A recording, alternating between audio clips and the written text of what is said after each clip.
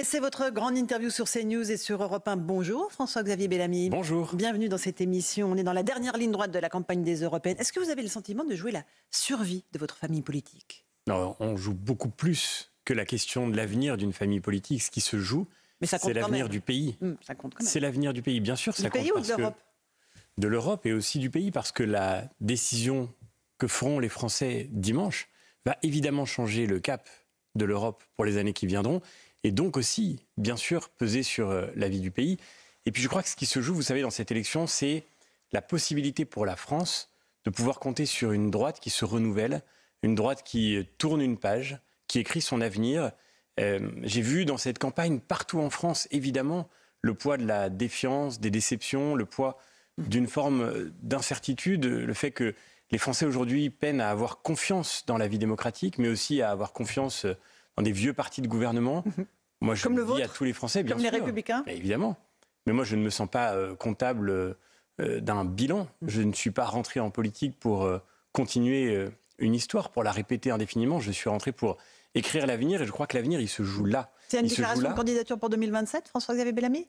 Non, c'est une déclaration de candidature pour 2024, pour l'élection européenne dans 3 jours. C'est toujours mieux de le dire. L'avenir se joue là parce qu'au Parlement européen, en Europe, partout dans les autres pays, c'est cette formation politique, celle de la droite de gouvernement, qui est en train de relever la tête et de reprendre sa place. C'est cette formation politique qui va devenir la première force politique en Europe. C'est chez nous que ça va se jouer. Les Français ont le sentiment que rien ne changera. Rien n'a changé en 2019 et que rien ne changera en 2024. Et bien justement, c'est la grande espérance que je veux partager avec eux à la fin de cette campagne. On est sur le point de pouvoir retrouver les leviers pour agir. On ne veut plus subir. On ne veut plus subir des décisions qui tombent d'en haut et qui sont prises en dépit du bon sens. On ne veut plus subir une Europe qui fragilise nos pays au lieu de les renforcer.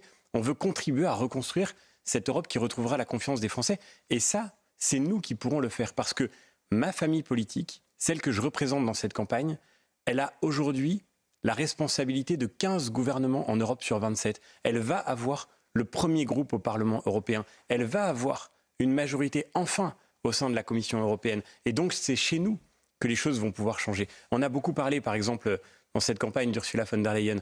Contrairement à tout ce que racontent nos adversaires qui n'ont pas manqué d'utiliser de fake news sur ce sujet, la vérité, c'est que si demain il y a une alternance à la tête de la Commission européenne, et ça c'est la bataille que je commencerai dès le 10 juin, ce sera grâce à notre combat. C'est chez nous que ça va se jouer. La décision se prendra au sein de cette formation politique. Okay. Et moi, dès le 10 juin, je serai au combat matin, midi et soir, comme je l'ai été pendant 5 ans, pour faire entendre la voix de la France et la voix des Français dans une formation politique qui va devenir la première d'Europe et qui aura les leviers pour agir. Encore un tout petit mot de votre famille politique, les Républicains. Gérard Larcher a mis fin hier aux rumeurs de coalition. On le donnait partant pour Matignon.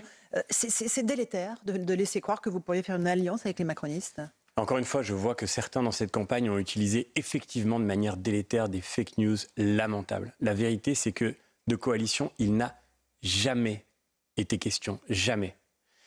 Aujourd'hui, les parlementaires qui font vivre cette famille politique sont dans l'opposition comme ils le sont depuis 7 ans.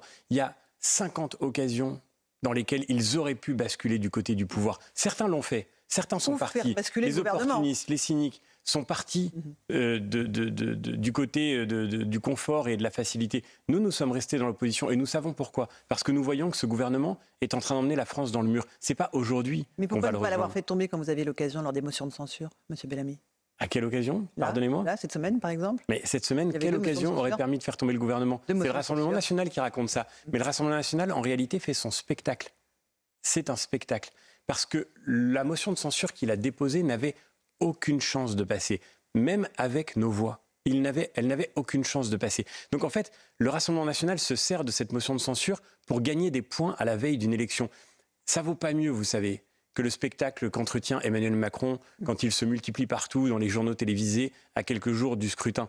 Je crois, moi, au contraire, que la politique, c'est du sérieux. C'est prendre les Français au sérieux. C'est prendre la France au sérieux. Et nous, la motion de censure que nous avons dans nos mains, nous l'avons toujours dit, nous la déposerons le jour où le gouvernement augmentera les impôts, où il désindexera les retraites. C'est notre arme pour protéger les Français. Pas, vous voyez, c'est une grande différence. Pas pour gagner du point pour nous, pas pour nous mettre en scène, pas pour créer du spectacle, pour protéger la France et pour protéger les Français de la dérive de ce gouvernement. C'est ça qui compte. Et c'est une grande différence, je crois, dans la manière de voir la vie politique et la responsabilité politique. François-Xavier Bellamy, on est sur CNews et sur Europe 1. Début aujourd'hui des commémorations des 80 ans de la libération de la France avec l'arrivée des chefs d'État, dont le président Joe Biden et aussi du président Zelensky, le président ukrainien, qui sera évidemment présent lors des commémorations du débarquement, mais aussi à l'Élysée, reçu vendredi à l'Élysée par le chef de l'État. Vous pensez qu'il y a une raison pour que le président Zelensky soit l'invité d'honneur de ces cérémonies ? Que l'Ukraine soit invitée, c'est évidemment normal et nécessaire. Maintenant que le président Zelensky intervienne même à l'Assemblée nationale vendredi, le président du groupe LR à l'Assemblée nationale l'a dit, il y a quelque chose manifestement de surprenant dans le fait que cette intervention se déroule l'avant-veille de l'élection européenne. Et vous savez, on nous parle de ce journal télévisé que le président de la République a convoqué. On voit bien que l'exécutif essaye de saturer l'espace médiatique. Je crois que malheureusement, aujourd'hui, le sujet, bien sûr, c'est de soutenir l'Ukraine, mais Emmanuel Macron est moins en train de soutenir l'Ukraine qu'il n'est en train de s'en servir. De s'en servir pour essayer de fausser le débat. Je l'entendais hier s'exprimer. Oui. En quoi ? Je l'entendais hier s'exprimer dans Le Crayon, qui est un média sur Internet. Et Emmanuel Macron raconte une histoire totalement fausse aux Français. Pendant cet entretien, il dit à ses interlocuteurs, rendez-vous compte, la situation est terrible, l'extrême droite peut arriver au pouvoir en Europe et nous sommes le rempart contre l'extrême droite. C'est un pur mensonge. Le groupe du Rassemblement national est en train de s'effondrer sous ses yeux, il restera totalement minoritaire et le Rassemblement national, qui a gagné, rappelons-le, la dernière élection européenne, n'a jamais rien fait de sa victoire. Le fait qu'il soit arrivé en tête n'a strictement rien changé parce qu'il aura été pendant 5 ans aux abonnés absents, pendant que nous menions les combats qui intéressaient les Français.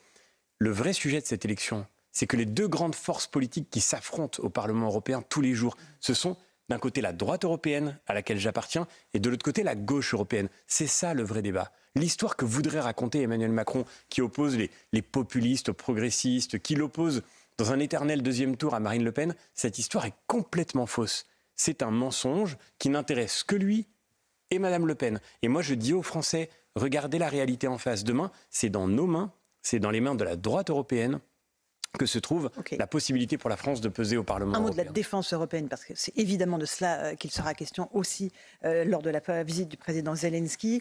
Une défense européenne qui irait jusqu'à l'arme nucléaire. Vous dites attention, là on atteint à la souveraineté nationale. Ah mais nous disons non, tout simplement. Moi je suis héritier de la famille politique qui a construit la dissuasion nucléaire, qui est un élément essentiel de la souveraineté du pays et de la sécurité de l'Europe. Et ma conviction profonde, c'est aussi une vision de l'Europe, ma conviction profonde, c'est que la France est plus utile à la sécurité de l'Europe en conservant sa dissuasion nucléaire comme un élément régalien et souverain de notre démocratie qu'en essayant de la mutualiser. Parce que qu'est-ce que ça veut dire demain ? Ça veut dire qu'il faudrait qu'on réunisse les 27 chefs d'État européens avant de pouvoir décider d'appuyer sur le bouton. Ce serait évidemment fragiliser de l'intérieur le principe même de la dissuasion. Et cela, eh bien, je le dis avec force, nous ne le laisserons pas faire. C'est nous qui, demain, serons le vrai contre-pouvoir à la politique d'Emmanuel Macron, celle qui veut aller dans une forme de saut fédéraliste qui ne dit pas son nom, vers une forme d'armée européenne, il en a reparlé hier, vers la création d'emprunts, de dettes et d'impôts européens. Non à une armée européenne ?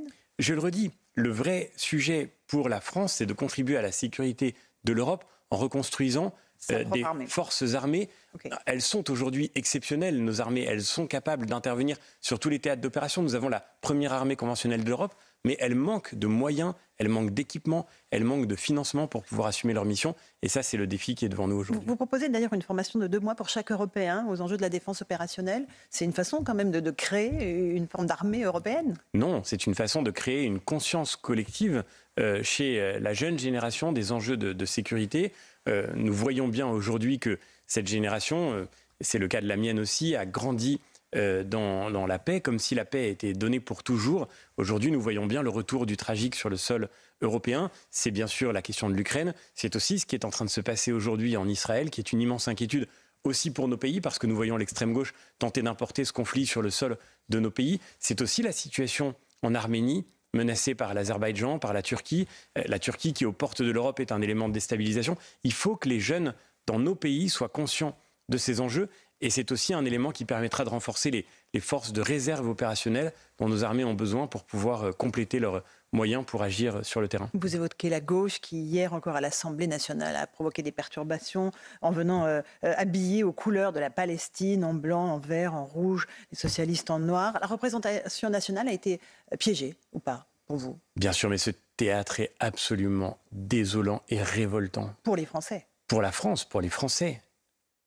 Quelle indécence! Et comment est-ce que les jeunes citoyens dans notre pays peuvent-ils grandir en regardant ce spectacle et en gardant une idée de ce que doit être la dignité du débat parlementaire? Mais je veux dire, mais une chose qui m'inquiète plus encore que ce spectacle, parce que finalement l'extrême gauche, on la connaît, elle montre son vrai visage et nous la combattons tous les jours au Parlement européen quand elle prétend continuer de nier que le Hamas est une organisation terroriste. Moi, ce qui m'inquiète plus, c'est l'ambiguïté du gouvernement et de la majorité. Parce que quand je vois qu'aujourd'hui... Sur quel sujet précisément? Le gouvernement, sur la question de ce qui se passe aujourd'hui en Israël, quand je vois qu'aujourd'hui le gouvernement français est prêt à exclure Israël d'un salon lié à l'industrie de défense en France, mais pardon, mais qui est l'agresseur et qui est l'agressé dans cette histoire? Entre Israël et le Hamas, qui a déclenché les hostilités? Et qui aujourd'hui plonge en enfer, y compris les populations civiles palestiniennes à Gaza? Sinon, le Hamas. C'est le Hamas, un mouvement terroriste islamiste qui menace aussi nos pays, qui devrait être notre adversaire commun. Et aujourd'hui, par ce comportement ambigu, le gouvernement donne le sentiment d'une espèce de « en même temps » qui devient infiniment coupable. Quand Jean-Luc Mélenchon dit que l'antisémitisme en France est résiduel. Voilà. Alors qu'il a augmenté sujet, de 300%. C'est encore une fois... On n'est même plus surpris malheureusement par le déni de réalité auquel se prête Jean-Luc Mélenchon, qui est l'indice de sa complaisance coupable avec cet antisémitisme. Mais quand Jean-Luc Mélenchon dit ça, ça devrait être pour le gouvernement français et pour sa majorité l'indice qu'il faut rompre avec tous les en même temps et qu'on n'a pas le droit de confondre l'agresseur et l'agressé. Vous parliez tout à l'heure de la jeunesse européenne et de l'idéal d'une jeunesse européenne. Il y a en France un vrai problème avec notre jeunesse. Un adolescent de 14 ans a été l'auteur d'un refus d'obtempérer à Clamart. Il a refusé de s'arrêter à la demande de la police. Il a percuté de plein fouet une voiture qui arrivait en sens inverse, tuant l'automobiliste de 34 ans. Il avait déjà à 14 ans un long passé judiciaire devant lui. Qu'est-ce que vous proposez pour cette jeunesse française aussi, qui a des parcours de délinquance que la justice n'arrive plus à stopper? D'abord, reconstruire notre justice. Donner enfin à la police et à la gendarmerie les moyens de contrer la montée de la délinquance par une réponse pénale appropriée. Et ça, c'est le premier sujet. On a fait dans cette campagne des propositions que nous portons depuis très longtemps pour augmenter le nombre de places de prison, pour incarcérer plus vite dès le premier délit, parce que vous avez raison de le dire, c'est aujourd'hui la situation de ces jeunes multirécidivistes qui n'ont jamais été réellement condamnés, qui créent cette situation de violence qui ne cesse de s'aggraver. Mais à la fin, je voudrais vous le dire, on est à la fin de cette campagne et aller partout en France pendant 5 ans, pendant ces derniers mois, me permet de toucher du doigt les problèmes du pays. Je n'ai jamais été aussi convaincu qu'aujourd'hui que le vrai grand sujet pour la France, c'est d'abord la crise de l'école. Ce n'est pas un sujet européen, c'est vraiment un sujet français, mais c'est l'avenir du pays qui en dépend. Moi, je suis prof, vous savez. Mon premier engagement public a été de dire l'effondrement éducatif. Bien sûr, il faut reconstruire nos frontières et mettre fin à cette immigration débridée qui détruit de l'intérieur l'unité de notre pays. Bien sûr, il faut reconstruire les forces de sécurité et surtout la chaîne pénale qui leur permettra d'agir. Mais à la fin, on ne s'en sortira pas, surtout si on ne commence pas par reconstruire une école qui transmette à tous les jeunes Français le sens de ce qu'est la France, l'amour de ce qu'est le pays, ne font pas leur culture travail partagée. Ça veut dire que les profs aujourd'hui, comme tellement de fonctionnaires de terrain, dans la santé, à l'hôpital, dans la police, dans la justice, ils font tout ce qu'ils peuvent. Mais aujourd'hui, leur travail est sapé de l'intérieur par un État qui n'a pas pris conscience du défi existentiel devant lequel la France se trouve. Dernière ligne droite de cette élection européenne, on l'a dit, François-Xavier Bellamy. Qu'est-ce qui vous différencie, au fond, fondamentalement, de Marion Maréchal, Reconquête, de Jordan Bardella pour le Rassemblement national? Pourquoi le vote LR est différent de ces deux votes-là? Parce que nous sommes la seule liste de droite qui puisse agir demain pour la France et pour les Français, parce que nous sommes les seuls à avoir les idées claires sur ce que nous voulons faire, sur ce que nous devons faire. Le Rassemblement national a gagné en 2019. Qu'est-ce qu'il en a fait? Avec 3 fois plus de députés que nous, il n'a aucun bilan. Et aujourd'hui, je crois que il faut d'abord que les Français, quand ils vont aller voter demain, ne se demandent pas seulement qui dit quoi. C'est dimanche, a priori. Quand ils vont aller voter dimanche, je disais demain d'une manière plus générique, que les Français ne se demandent pas seulement qui dit quoi, mais qui a fait quoi. Et qui a fait quoi aussi dans cette campagne. Parce que je voudrais dire ma révolte devant le comportement politique aujourd'hui de la liste de Reconquête. Moi, j'ai passé cette campagne à attaquer mes adversaires. Mes adversaires, c'est la gauche. Mes adversaires, c'est le gouvernement qui fragilise le pays. Et aujourd'hui, on a des candidats chez Reconquête qui auront tout fait pour s'attaquer à la droite. Ils ont parlé d'union des droites pendant des mois à leurs militants et aujourd'hui, ils n'ont rien de mieux à faire alors que le pays est en situation de danger existentiel que de s'en prendre à ceux qui ont mené les combats les plus courageux contre l'islamisme pour reconstruire nos frontières, pour retrouver notre sécurité. Cette situation désolante à coups de mensonges en expliquant que parce que j'ai serré la main à Valérie Hayé, parce que je respecte mes adversaires et que oui, je les salue, ça voudrait dire que je vais rentrer en coalition avec eux demain. Mais ça n'a aucun sens. Et les Français le savent bien. Et moi, je suis certain que les Français de droite et qui tiennent à leurs valeurs, qui tiennent à leurs convictions, qui ont le sens de l'honneur, ne se laisseront pas tromper par ces mensonges aberrants. Merci François-Xavier Bellamy. C'était votre grande interview Merci sur à vous. CNews et sur Europe 1.